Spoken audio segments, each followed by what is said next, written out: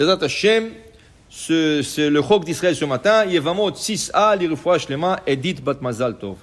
Tanya, yachol amar lo aviv itame, o shamar lo al tachzir yachol ishma lo.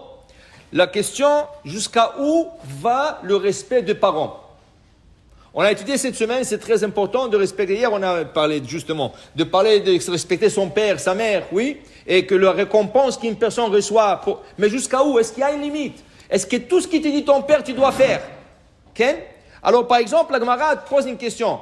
Le père est Cohen, le fils est Cohen aussi. Il dit à son fils, je vois un billet de $100. Il est là-bas dans le cimetière. Rentre mon fils, rentre là-bas, emmène-moi le $100. Mais comment rentre? Un Cohen n'a pas le droit de rentrer au cimetière. Qu'est-ce que tu es en train de lui envoyer? Alors tu lui dis, non, il doit m'écouter. C'est moi le père. Moi, Kiboud Avaim, il doit respecter son père. Ou un autre exemple. Le petit, il trouve un porte-monnaie, okay, dans une ville que la majorité sont juifs. Et la mitzvah, c'est Ashavat Aveda. Il faut aller chercher le propriétaire pour lui rendre son objet. Le père, il lui dit, non, tu rends pas l'objet. Tu gardes. Garde l'argent, moi je veux l'argent. Mais papa, il y a la mitzvah de Ashavat Aveda. Rendre un objet perdu à un juif qui l'a perdu. Pourquoi tu veux? Non, c'est moi le père. Tu vas m'écouter. Est-ce qu'il doit l'écouter? Dit la Gemara, Talmud Lomar. Alors on apprend de la Torah.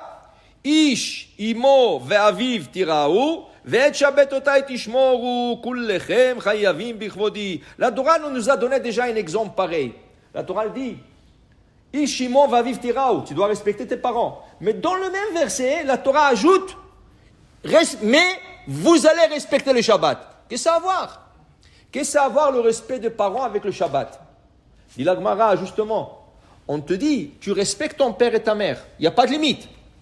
Mais si ton père te dit, ne garde pas Shabbat, ça tu ne l'écoutes pas. Parce que vous, le trois là, ton père et ta mère, et toi, vous êtes obligés de m'écouter à moi, Hachem. Okay? Donc la Torah nous a donné un exemple. Tu dois écouter ton père et ta mère. Mais il y a une limite. C'est quoi la limite? La limite s'appelle la Torah Kedosha, les mitzvot. Le père et la mère ne peuvent pas dire à un enfant de surpasser la Torah. Okay? Même le père et la mère sont obligés de respecter la Torah. Alors, tant que ça ne vient pas en conflit avec la Torah, l'enfant est obligé d'écouter ses parents. Exemple, je vous donne un exemple qui a été écrit dans un livre qui s'appelle Kiboud Avaim. Il dit là-bas, il fait 30 degrés dehors, Celsius, 30 degrés, chaleur. La mère, elle me dit, j'ai peur pour toi, mon fils, toi, tu es très fragile. Mets une pull en laine. Maman, il fait 30 degrés dehors, comment je vais mettre une poule, je vais fondre? Non, s'il te plaît, je te demande, tu fais ma plaisir, je ne peux pas dormir si tu vas. Il est obligé de l'écouter. Il est obligé de l'écouter. Kiboud Avaim, tu es obligé. Ça ne rentre pas en conflit avec la Torah. C'est quelque chose que ta mère veut. Donc, tu es obligé de l'écouter. Seulement quoi? Tu le mets devant elle, tu vas à l'école, et à l'école, tu l'enlèves. Mais devant elle, tu dois lui faire ce plaisir. Okay? Tu dois lui faire ce plaisir à ta mère. Maintenant, il y a des situations où tu ne vas pas écouter tes parents pour leur bien.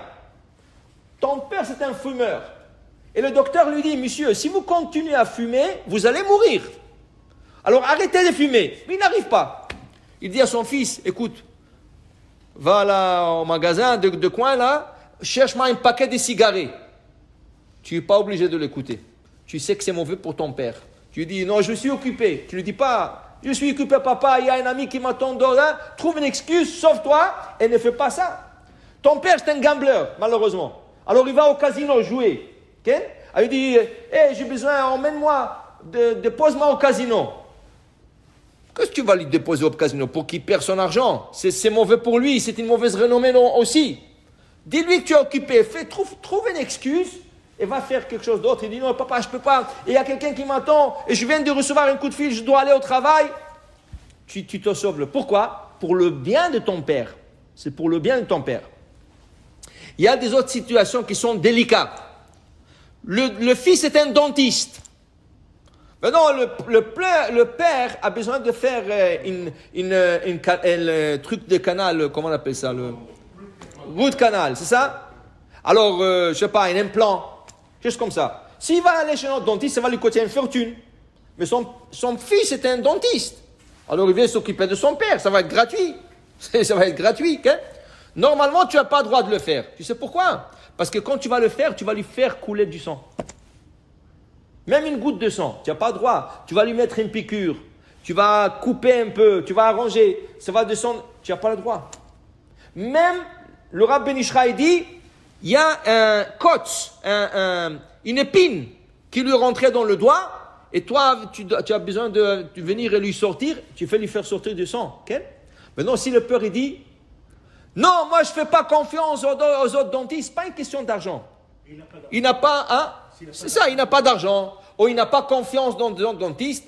Là, on te dit, tu le fais très soigneusement, ça veut dire, tu essayes toi. Maintenant, s'il y a un peu du sang qui sort, il sort, mais tu dois faire très, très attention. C'est une situation délicate. Pourquoi? Tu n'as pas le droit de faire sortir du sang de ton père. Alors, la mère aussi, c'est la même chose. Père et mère, c'est la même chose. C'est la même situation. Donc, un fils, il faut savoir, c'est pour ça qu'il y a un livre qui s'appelle Kibud Avaim, il faut savoir les limites. La Torah, la Gemara ce matin nous dit, Et Shabbat otai tishmoru. Le Shabbat, vous allez toujours obligé de le garder. Si ton père te dit allumer la lumière Shabbat, tu ne l'écoutes pas. Si ton père te dit rentrer au cimetière pour aller chercher un objet, tu ne rentres pas. Si ton père te dit ne rentre pas la Aveda, tu ne rentres pas. Mais toute autre chose, tant que ça ne vient pas en conflit avec la Torah, tu dois écouter tes parents. Baruch Adonai Le'olam. Amen ve Amen.